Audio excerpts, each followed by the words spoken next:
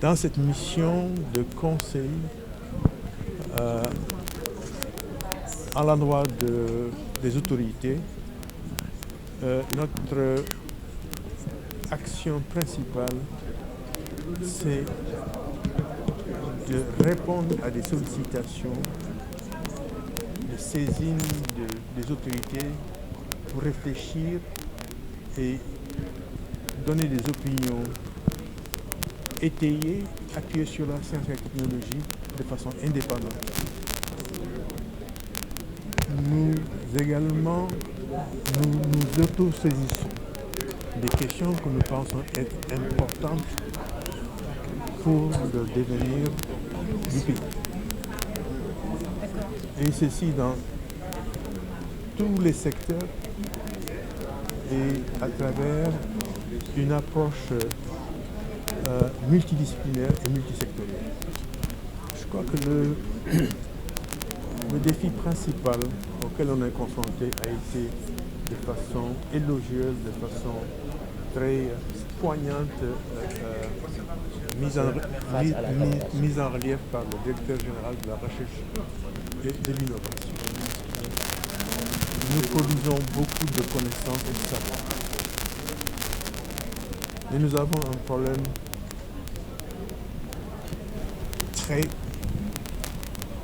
important de communication. Les chercheurs, les producteurs de connaissances ne sont pas outillés pour transmettre dans un langage compréhensible à hauteur des utilisateurs le fruit de ces recherches et de ce savoir qui est produit. Et comme le soulignait le directeur général, nous avons eu jusqu'à maintenant une approche purement scientifique au sens des sciences fondamentales, des sciences qu'on appelle malheureusement les sciences pures. Ce qui manque, c'est d'y ajouter une dimension humaine, en injectant une série de connaissances sur les sciences sociales humaines qui nous permettent d'avoir la possibilité de proposer des solutions qui ont une résonance avec notre environnement, qui ont une résonance non seulement avec les pouvoirs publics, mais qui ont une résonance avec la société. Nous voulons être une académie de proximité, non pas une académie où on discute, on produit, on se parle entre nous. On va avoir une académie qui a un impact dans le quotidien. Et c'est là où le réseau REFIX peut être un compagnon exceptionnel à penser autrement, à faire autrement et à partager autrement. Je suis le professeur Amadou Gallo Diop. Je suis le directeur général de la recherche et de l'innovation au ministère de l'enseignement supérieur. Je suis encore quelque temps le chef du service de neurologie du CHU de Fann à Dakar. Je viens représenter le docteur Abdourahmane Diouf à ce premier atelier du réseau francophone international en conseil scientifique. C'est quelque chose d'utile, de pertinent, de très attendu. Après plusieurs décennies de fonctionnement de nos universités et de nos instituts de recherche, vous pouvez constater vous-même que nous n'avons pas un impact puissant et déterminant dans nos politiques de développement, quel que soit le secteur.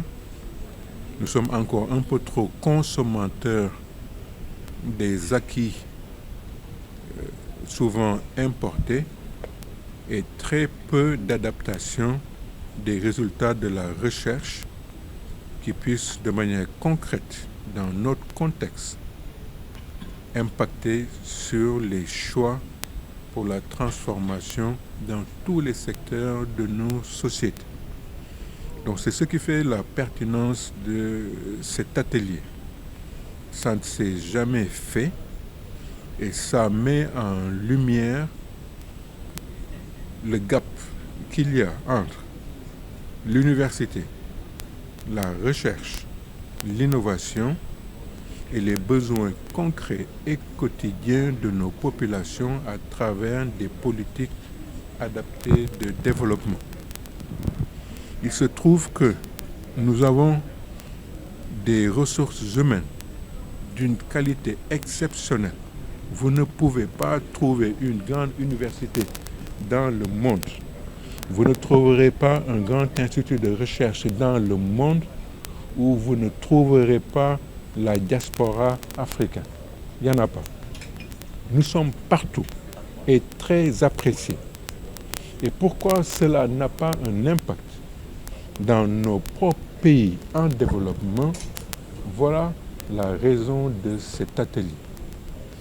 Donc, les attendus qui ont été exprimés et que m'a demandé de transmettre le docteur Abdourahmane Diouf, ministre de l'Enseignement supérieur, de la Recherche et de l'Innovation, c'est de voir comment, avec nos partenaires venant de divers horizons, sur une initiative québécoise, comment faire que quand on a fini de faire des recherches dans des domaines précis, en faire des outils de connaissance à travers les populations. Et c'est là où vous, journalistes, vous avez un rôle fondamental à jouer. Il faudrait que nos journalistes soient un peu plus proches, ou bien que nous soyons plus proches de vous pour partager ce qui ressort. Mais chaque année, il y a des centaines de thèses, de mémoires qui sont soutenues dans toutes les universités publiques et privées du Sénégal et personne n'en a la moindre connaissance. Alors qu'il y a des choses que nous découvrons qui peuvent avoir même un impact sur la vie des gens. Est-ce que vous vous rappelez au plus haut sommet du Covid, est-ce que vous vous êtes rendu compte de l'écoute extraordinaire?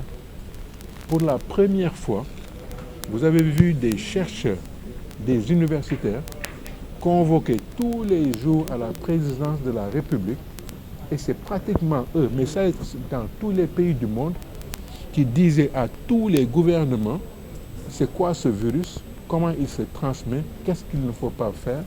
Pour la première fois, on a eu une écoute extraordinaire des décideurs dans tous les pays du monde et qui a permis de réduire, en tout cas ici on a fait partie des pays où on a eu les taux d'infection les plus bas au monde. Je crois qu'on était les deuxièmes ou les troisièmes. Et vous prenez tous les autres domaines, y compris l'économie, la biologie, l'ingénierie, les techniques.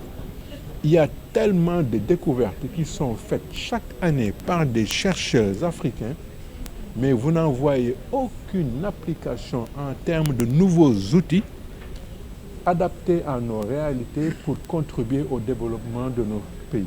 Donc, la pertinence est quelque chose d'indiscutable pour ce nouveau concept dans lequel vous, journalistes, vous êtes forcément impliqués. Deuxième chose, ce soit m'a demandé aussi de préciser qu'est-ce que nous attendons du réseau et de l'atelier. La chose sur laquelle le ministre Diouf a demandé que nous insistions et que j'ai dit, c'est qu'on a besoin d'être formés à ce concept. Il n'est pas inscrit dans les formations universitaires pour que la communication, en dehors des communications sous forme de colloques, de séminaires scientifiques, il n'y a pas suffisamment d'outils qui sont entre les mains des chercheurs dans tous les domaines qui soient inclus comme une tâche obligatoire dorénavant pour que nous allions servir à faire prendre les bonnes décisions et par les pouvoirs politiques. Et vous savez très bien la place du religieux dans nos pays.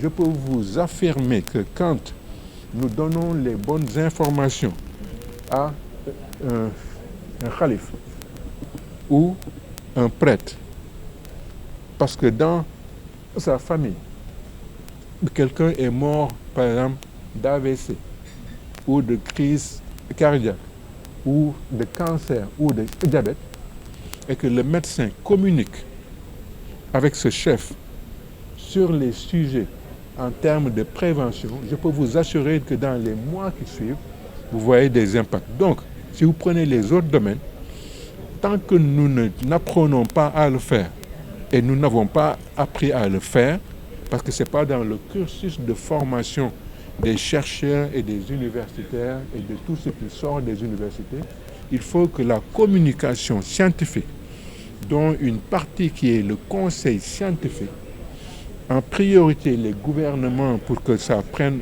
une forme de décision puissante, mais aussi à travers les communautés, on doit apprendre à descendre au niveau des gens dans un langage simple, clair et précis, en leur donnant des informations qui sont les produits de nos intelligences, de nos recherches et de l'innovation. Merci Dimitri Sanga, je suis le directeur régional de l'UNESCO pour l'Afrique de l'Ouest.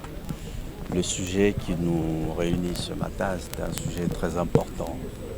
Lorsque vous regardez ce qui se passe à travers le monde, et l'Afrique ne fait pas exception à ça, le monde fait de plus en plus face à des défis qui sont multiples, complexes et dynamiques.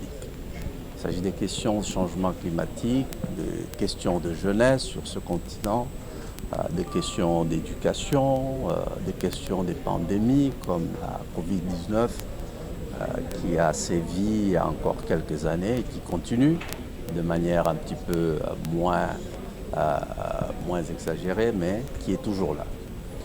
La science offre une opportunité de comprendre ces problèmes-là, de pouvoir proposer des solutions. Toutefois, on voit qu'il y a un écart considérable entre le travail des scientifiques dans les centres de recherche, dans les universités, et les décideurs qui doivent transformer le fruit de cette recherche-là en application dans leur prise de décision.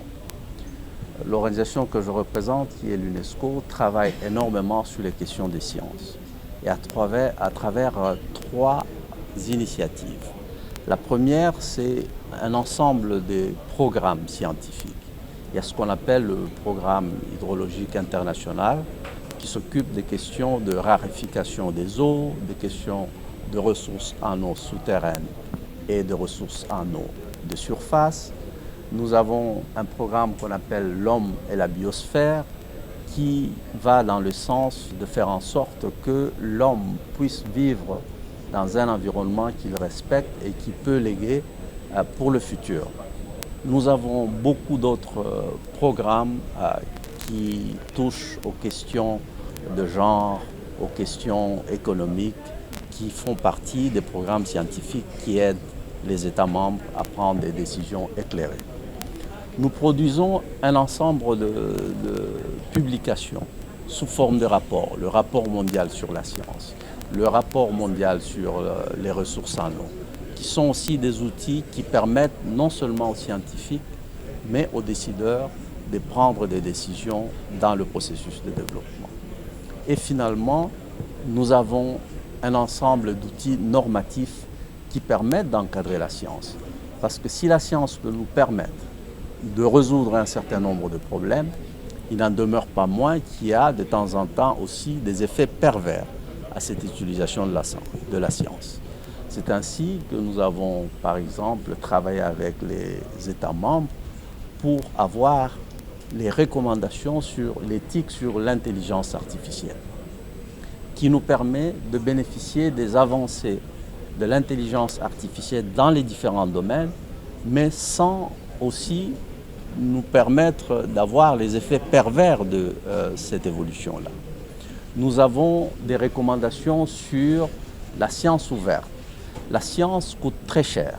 Faire de la recherche, prendre le produit de cette recherche et les applications pour pouvoir résoudre les problèmes, ça coûte très très cher.